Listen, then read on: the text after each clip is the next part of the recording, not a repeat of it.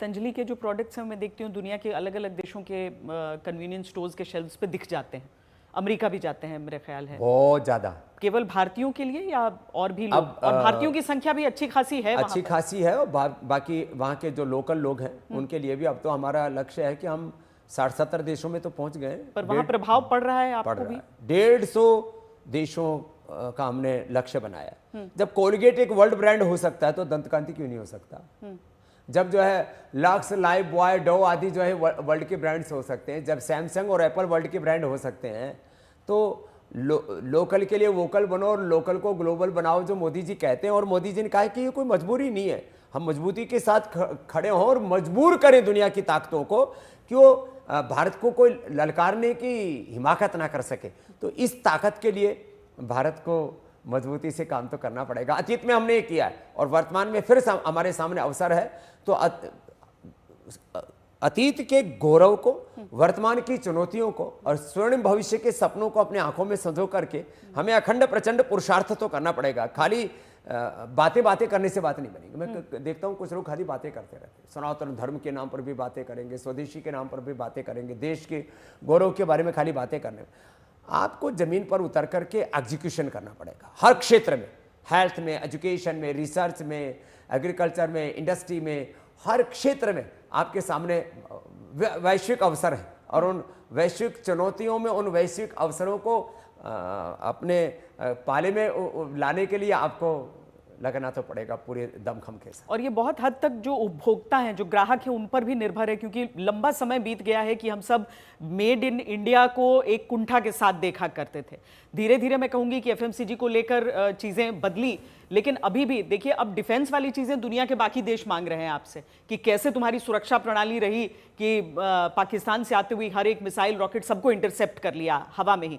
लेकिन आपको लगता है ये कुंठा हमें दिमागों से निकालनी है या फिर वाकई अभी प्रोडक्शन क्वालिटी और बेहतर होने की आवश्यकता है? और सभी दिशाओं से प्रयास तो करना ही पड़ेगा। और ये प्रगतिशील राष्ट्र का ही लक्षण होता है, वो अपने भीतर करेक्शन करता रहता है, सामाजिक तौर पर, आर्थिक तौर पर, राजनीतिक तौर पर, विज्ञान और तकनीकी के तौर पर।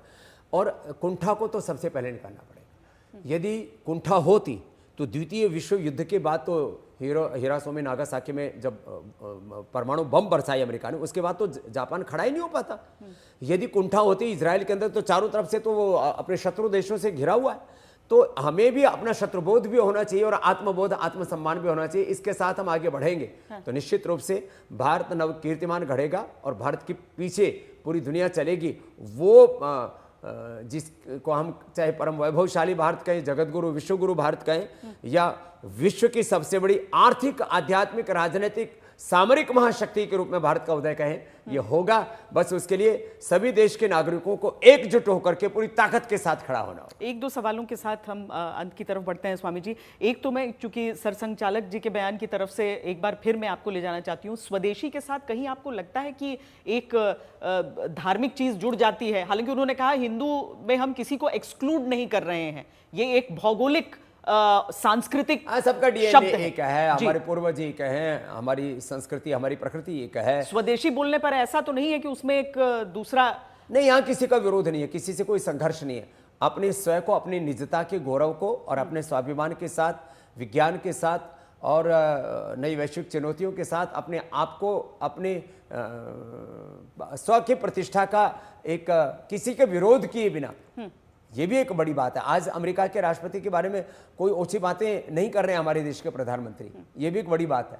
लेकिन वो रोज के रोज कुछ ना कुछ बकवास कर रहे हैं। तो ये बिना किसी को नीचा दिखाए हम क्यों नहीं आगे बढ़ सकते? ये नीचा दिखाने वाली बात ही से मैं आपको ले जाना चाहती हूँ, जो संत आजकल एक दूसरे पर आक्षेप कर रहे हैं, ये कितना सही है और कितना लोगों को भ्रमित कर देगा?